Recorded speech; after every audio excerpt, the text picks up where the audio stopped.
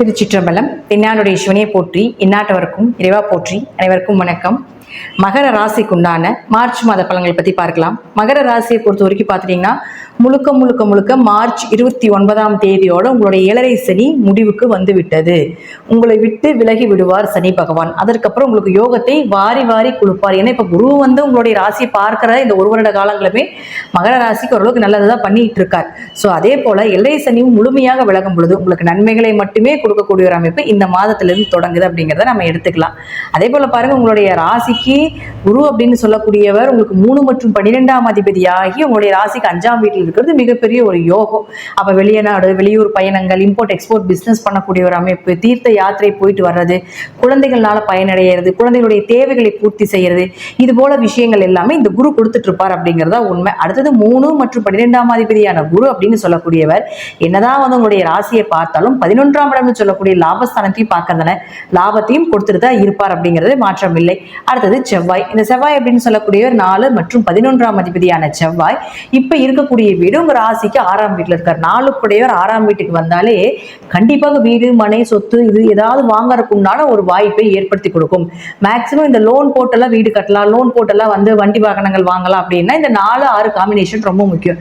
அந்த காம்பினேஷன் இப்போ உங்களுக்கு மகர ராசிக்கு இருக்கிறதுனால கண்டிப்பாக இந்த மாதத்துல ஏதாவது லோன் போட்டு வீடு வாங்குறதோ அல்லது லோன் போட்டு வண்டி வாகனங்கள் வாங்குறதுக்குண்டான அமைப்பை ஏற்படுத்தி கொடுப்பார்.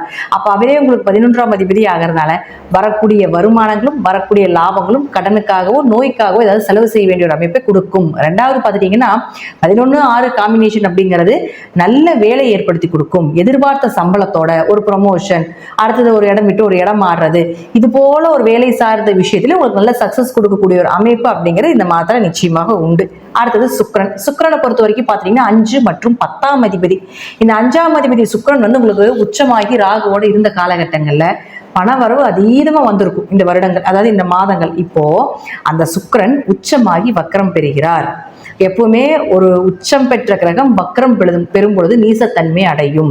அப்போ மகர ராசியை பொறுத்த வரைக்கும் இந்த சுக்கிரன் நீசமாகறதுனால கொஞ்சம் தொழில் ரீதியாக, பண ரீதியாக, குடும்ப ஒற்றுமை ரீதியாக, குழந்தைகள் ரீதியாக கொஞ்சம் கவனமாக இருக்கணும். ஏன்னா நீசம்னா வலு இல்லை அப்படின்னு அர்த்தம். அப்ப ராகுவோட சேரும் பொழுது ஆண் குழந்தைகளாக இருந்தால் பெண்களிடமும், பெண் குழந்தைகளாக இருந்தால் ஆண்களிடமும் ரொம்ப கவனமா இருக்கணும். ஏன்னா சுக்கிரன் ராகு சேர்க்கை இயற்கையாக பெண் சாபத்தை கொடுக்கக்கூடியது. கூடவே இப்ப வேற புதன் வேற இருக்காரு. அப்ப புதன்னா குழந்தைகள்னு சொல்றோம். அப்போ சுக்கிரனும் குரு 2 பேருமே பாத்துட்டீங்கன்னா பரிவர்த்தனை ஆகுறாங்க. அப்ப குழந்தைகள் யாராவது இருக்கீங்க, 10 வயதுக்குள்ள இருக்கக்கூடிய கன்னி குழந்தைகளை ரொம்ப கவனமா வச்சுக்கோங்க. தேவையில்லாத ஒரு பிரச்சனைகளை கொண்டு வந்தே தீரும். அதுவும் இந்த காம்பினேஷன் இருக்கக்கூடிய குழந்தைகளுக்கு கண்டிப்பாக ஏதாவது ஒரு சின்ன ஒரு சம்பவமாவது பண்ணிட்டு போகும் அப்படிங்கறதா உண்மை. சோ அதனால கொஞ்சம் கவனமா இருந்து குழந்தைகளையும், அதே போல உங்க ஜாதகத்தில் இருந்தாலும் ஆண்களாக இருந்தால் பெண்கள் இடத்துல, பெண்களாக இருந்தால் ஆண்கள் இடத்துல கொஞ்சம் கவனமா இருந்துக்கோங்க. அடுத்தது புதன். இந்த புதனை பொறுத்த வரைக்கும் பாத்தீங்கன்னா புதன் அப்படின்னு சொல்லக்கூடிய உங்களுடைய ராசிக்கு 6 மற்றும் 9ஆம் அதிபதி. அப்ப அவரும் பாத்தீங்கன்னா நீசமா இருந்தார். இப்போ வக்ரமாகிறார் 15ஆம் தேதிக்கு மேல. நீசம் பெற்ற கிரகம் வக்ரமானால் உச்சமாகுது. அப்போ புதன் உச்சத்தை கொடுக்குது.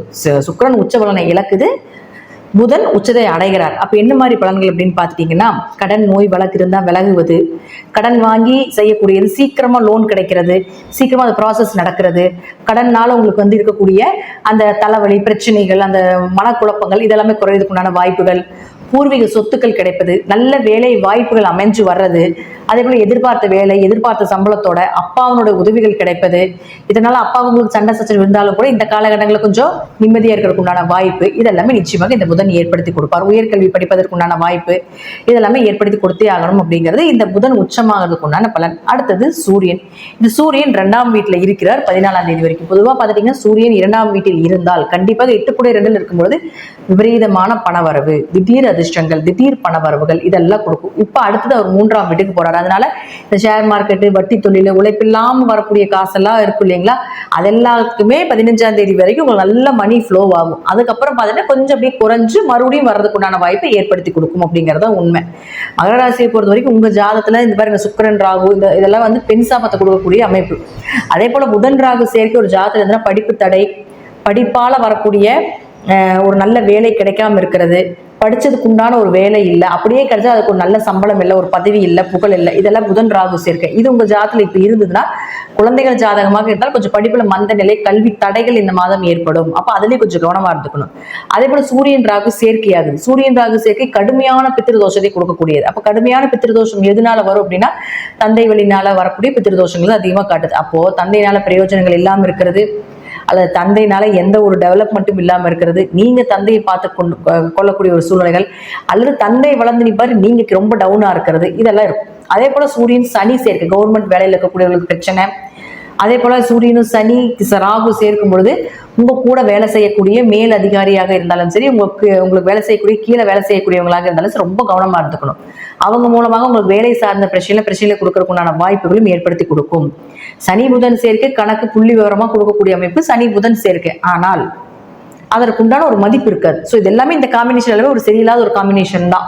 பணம் வர ஒரு பக்கம் கொடுத்தா அவமானத்தை கொடுத்துருது, இல்லைன்னா பெயர் புகழை கொடுக்காம நம்மளை திறமைகளை கொடுத்து நிக்க வச்சிருது. இதுதான் இந்த காம்பினேஷன் நடக்குது. இது உங்க ராசிக்கு 3ஆம் இடம்னு சொல்லக்கூடிய முயற்சி ஸ்தானத்தில் வர்றதுனால யோகா அந்த 3ஆம் இடத்துல தனக்கு கிரகம் இருந்ததுன்னா குடும்பத்தில் இருக்கக்கூடிய எல்லாத்தையும் பார்த்துக் கொள்ளக்கூடிய ஒரு சூழ்நிலைகள், எல்லாத்தையும் அனுசரிச்சு போகக்கூடிய சூழ்நிலைகள் இதெல்லாம் இருந்தாலும் கூட இந்த காம்பினேஷன் ஜாதகத்தில் இருந்தால் நான் சொல்லக்கூடிய இந்த தேவையில்லாத ஒரு கெட்ட பெயரோ அவமானங்களும் கொஞ்சம் வர்றதுக்கு உண்டான வாய்ப்புகள் இருக்குது அப்படிங்கிறதே நான் சொல்ற தடைகளும் வருண்டு.